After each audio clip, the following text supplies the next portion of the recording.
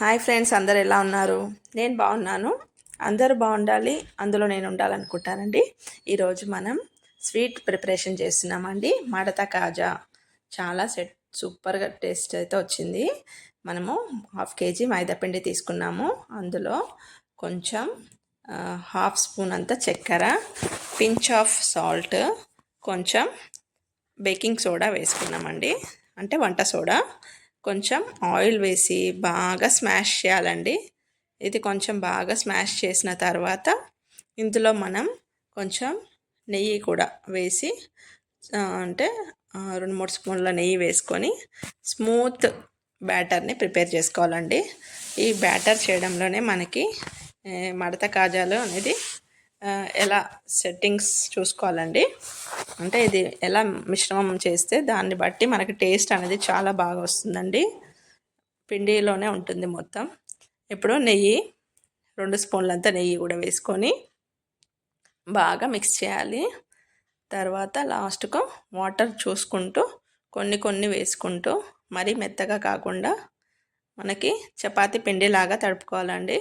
స్మూత్గా batter prepare చేసి మనం కొంచెం ఆయిల్ అప్లై చేసుకొని ఒక గిన్నెలో క్లోజ్ చేసి పెట్టుకోవాలండి. పాకం మనకి ఇప్పుడు చక్కెర పాకం తీసుకుంటున్నాము, కావాలంటే బెల్లం పాకం కూడా చేసుకోవచ్చండి. అది ఇష్టం లేని వాళ్ళు చక్కెర పాకం తీసుకోవచ్చు. చక్కెరని 1/2 కేజీ, 1/4 కేజీ పైన తీసుకుంటున్నాను. వాటర్ అనేది 1 గ్లాస్ 2 గ్లాసులంత వాటర్ తీసుకొని అందులో యాలకుల పౌడర్ని ఒక 20 యాలకుల పౌడర్ ఎక్కువ ఉంటేనే మనకి టేస్ట్ కూడా చాలా బాగుంటుందండి. ఇప్పుడు బ్యాటర్ అయితే ప్రిపేర్ అయింది. దీనికి కొంచెం ఆయిల్ వేసేసి ఒక దాంట్లో క్లోజ్ చేసి పెట్టేసుకుందామండి.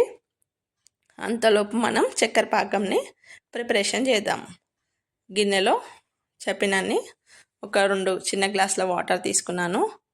చక్కెర 1/4 కేజీ పైన ఉంటుంది, అది కూడా వేసేసుకొని మనం 20 యాలకుల పౌడర్ చేసుకున్నాము, అది వేసుకుందాం.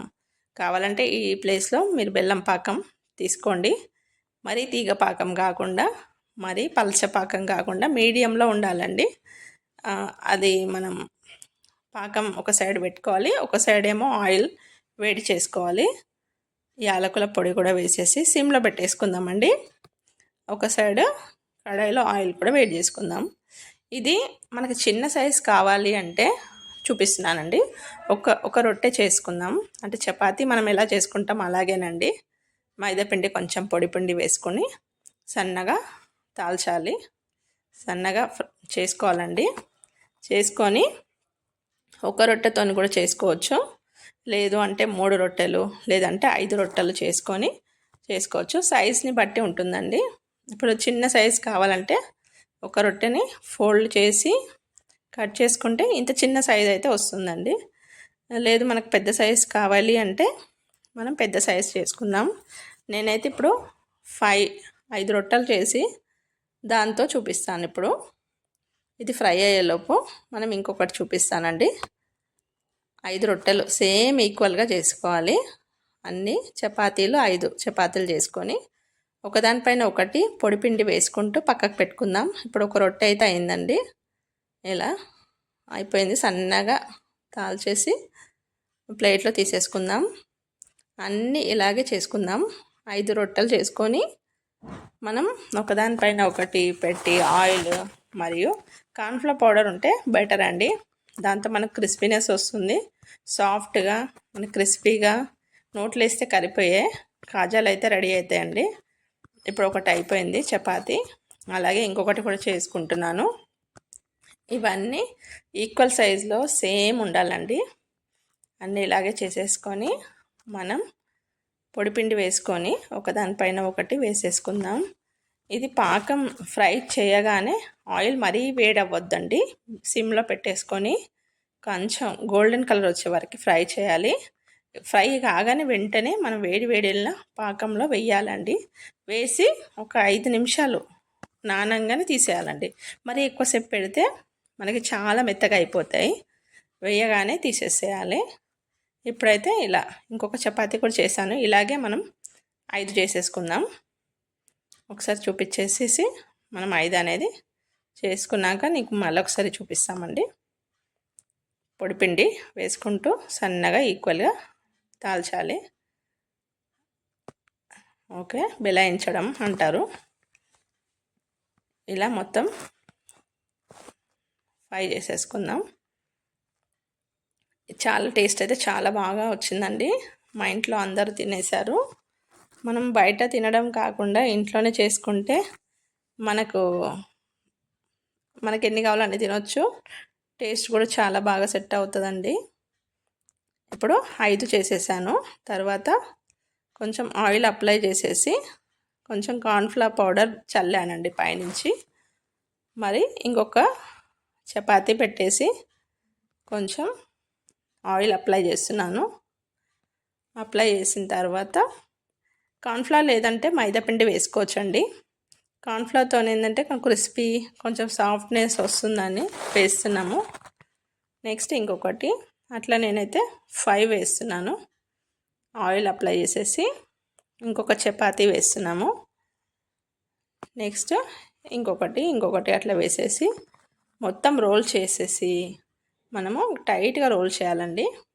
టైట్గా రోల్ చేసుకొని నైఫ్కి కూడా కొంచెం పౌడర్ ఇలా పెడితే మనకి మంచిగా కట్టింగ్ అవుతుందండి. ఇది మొత్తం చల్లేసాం కదా, ఇంకొకటి కూడా పెట్టేసి మనం మొత్తం మళ్ళొక్కసారి కోళ్ళతోని ప్రెస్ చేయాలండి. అంటే మళ్ళొక్కసారి చపాతీలాగా చేసేసుకోవాలి అన్నీ కలిపి. అప్పుడు మనకి బాగా స్టిక్ అవుతాయి. లేదంటే లాస్ట్ది జాయింట్ ఊడిపోతూ ఉంటుందండి. టైట్గా రోల్ చేయాలండి. ఇలా అన్ని వైపులా ఈక్వల్గా టైట్గా రోల్ చేసుకోవాలి.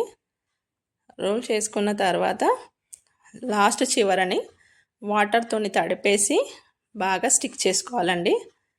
ఇప్పుడు ఇలా మొత్తం రోల్ చేసాం కదా, చివరలో వాటర్ తడపాలి.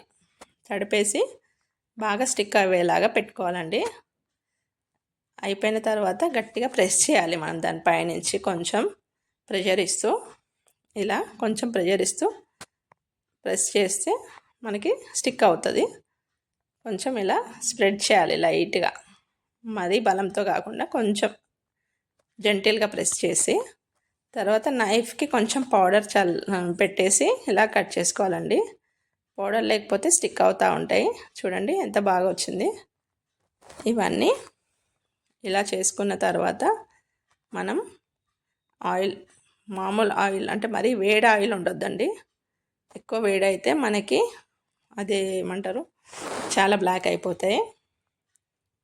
కొంచెం వేడిలో ఫ్రై చేసుకోవాలి. కొన్ని చేసుకునే లోపు మనం అది స్టవ్ ఆఫ్ చేసినా పర్లేదు, మళ్ళీ మనం చేసుకునేటప్పుడే వేడి చేసుకోవాలి ఆయిల్ని. అన్నీ ఈక్వల్ సైజులో ఫోల్డింగ్స్తో చాలా బాగా సెట్ అయినాయండి. ఇప్పుడు ఇవన్నీ కట్ చేసిన తర్వాత మనం ఫ్రై అనేది చూసుకుందాం. జస్ట్ ఇట్లా ప్రెస్ చేయాలి అంతే అండి. ఇలా ఫోల్డింగ్స్ బాగా వచ్చినాయి. చివరిలో కొంచెం ప్రెస్ చేస్తే మనకు ఊడిపోకుండా ఉంటుందండి. ఇలా అన్ని ఫోల్డింగ్స్ బాగా వచ్చినాయి. లోపల కూడా కుక్ అవ్వాలంటే మనం సిమ్లో పెట్టుకొని బాగా ఫ్రై చేసుకోవాలి. మీరు కూడా ఒకసారి ట్రై చేసి ఎలా వచ్చిందో కామెంట్లో చెప్పండి ఫ్రెండ్స్. ఓకేనా ఫ్రెండ్స్, ఇలా చక్కెర పాకం కూడా మనకి రెడీ అయింది. మనం ఇది ఫ్రై అయ్యేలోపు మళ్ళీ ఒకవేళ పాకం చల్లారిపోతే మళ్ళీ ఒకసారి వేడి చేసుకోవాలి. వేడిలో ఇవి కూడా అయిపోగానే అందులో వేసి తీసేయాలండి. నాకైతే చాలా ఇష్టం ఈ స్వీట్. మీలో ఎంతమందికి ఇష్టమో కామెంట్లో చెప్పండి. ఇవి రెండు వైపులా కలర్ వచ్చే వరకు, బ్రౌన్ కలర్ వచ్చే వరకు అయితే ఫ్రై చేద్దామండి. ఫ్రై చేసేసి తర్వాత పాకంలో వేసుకొని తీసేయడం అండి. ఎక్కువసేపు పెడితే మనకి బాగా స్మాష్ లాగా అయిపోతుందండి. జస్ట్ ఇట్లా వేసి ఒక 2-3 మినిట్స్ పెట్టి తీసేయాలి. అన్నీ వేసేసుకుంటున్నాను. అన్నీ వేసుకొని రెండు వైపులా ఫ్రై చేసుకోవాలి. టేస్ట్ అయితే సూపర్ యమ్మీగా ఉందండి. వీడియో నచ్చితే లైక్ చేయండి, షేర్ చేయండి, సబ్స్క్రైబ్ చేయండి ఫ్రెండ్స్. చాలామంది సపోర్ట్ చేస్తున్నారు, వాళ్ళందరికీ చాలా చాలా ధన్యవాదాలండి. మరొక వంటకంతో మీ ముందుకైతే వస్తానండి. Take care, bye. Have a nice day. Bye అండి. లైక్ చేయడం మర్చిపోకండి.